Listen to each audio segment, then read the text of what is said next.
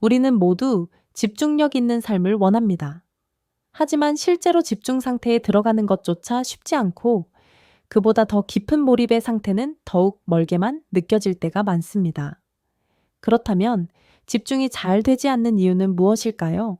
우리 뇌를 이해를 해야 되는데 우리 뇌에서 의식을 이해를 해야 돼. 의식이라는 게 뭐냐? 의식을 누가 차지하느냐는 자극의 경쟁이다. 자극이 센 내용이 의식을 장악하는 거예요. 그러니까 우리는 자극이 강한 거에 본능적으로 끌리게 그렇죠. 돼 있어요. 지하철을 타면 다 휴대폰을 보고 있어요. 집중력을 계속 뺏기고 있는 거죠. 그러니까 도둑맞은 집중력이라고 네. 얘기를 하잖아요. 지금 집중력을 끊임없이 뺏기고 있는 그런 시대인 거예요. 우리가 자극에 끌리는 이유가 도파민 때문에 거기에 중독이 되고 전두엽을 안 쓰니까 전두엽의 기능이 저하가 되는데 그렇게 전두엽의 기능이 저하가 되면서 여러 가지 부작용이 있는데 뭐 대표적인 게 ADHD라든가 뭐 우울증이라든가 무기력해진다거나 이런 게 있어요. 그래서 많은 사람들이 도파민은 안 좋은 것처럼 얘기를 해요. 그거는 즉각적인 보상에 의한 도파민이 이제 측자액의 도파민인데 중변형계 도파민 경로. 그러니까 즉각적인 보상을 이제 주는 도파민이고 그런데 어떤 도파민이 있냐면 지연된 보상에 의한 도파민 보상이 있어요. 중피질계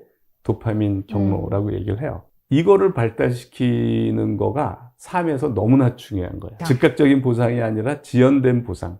그리고 그게 이제 전두연합령의 도파민 회로라고 생각하시면 되는데, 그러니까 과학자들이 막 연구하면서 재밌다 그러고, 흡수하는 게 재밌다 그러고, 이 도파민 회로가 바로 전두연합령 도파민 회로예요. 뇌 과학적으로 보면 우리를 쉽게 끌어당기는 것은 즉각적 쾌락을 주는 도파민입니다. 하지만 지속적인 집중을 위해서는 지연된 보상에 반응하는 전두연합령의 도파민 회로가 중요합니다. 그렇다면 어떻게 해야 전두연합령을 발달시킬 수 있을까요?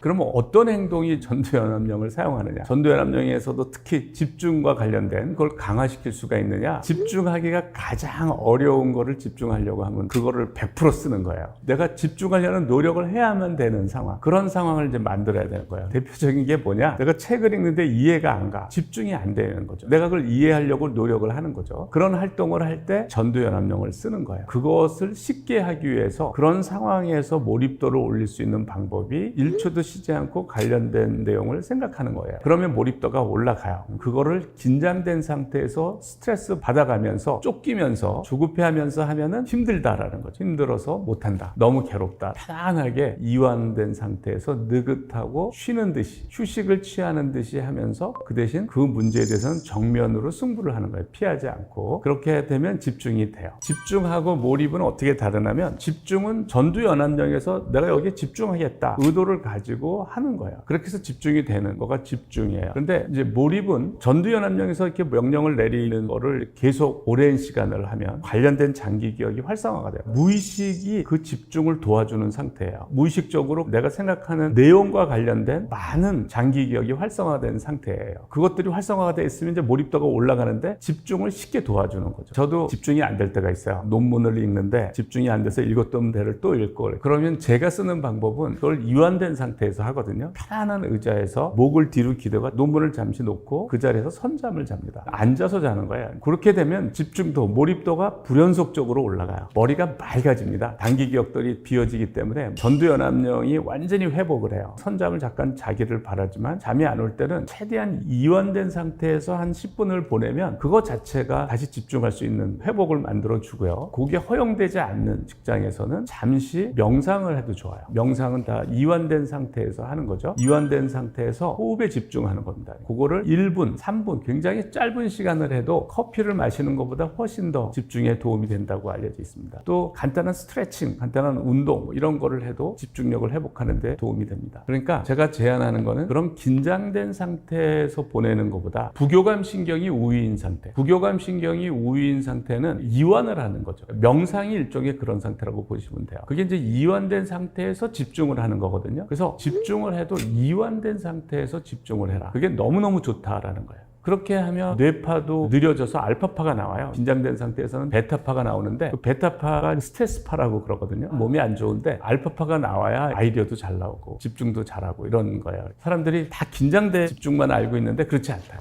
이완된 집중이 있다라는 거예요. 사람들이 막상 이제 이완된 상태에서 하려고 하면 어떤 일이 벌어지냐면 쉽게 졸려요. 그러면 선잠을 자면 더 좋다. 불연속적으로 몰입도를 올려준다. 그리고 아이디어도 잘 나온다라는 거예요. 장기 기억의 인출이 엄청 잘 돼요. 잠들었을 때 장기 기억을 인출하는 능력이 천재가 된다고 생각하시면 돼요. 이완과 선잠 그것만 하더라도 그렇게 일을 하면 행복하게 일을 할 수가 있습니다. 그건 제가 장담을 하니까 한번 시도를 해보시기를 권합니다. 이렇게 이완된 집중처럼 우리는 호흡 속에서 묵상과 함께 기도로 평안한 집중을 누릴 수 있습니다.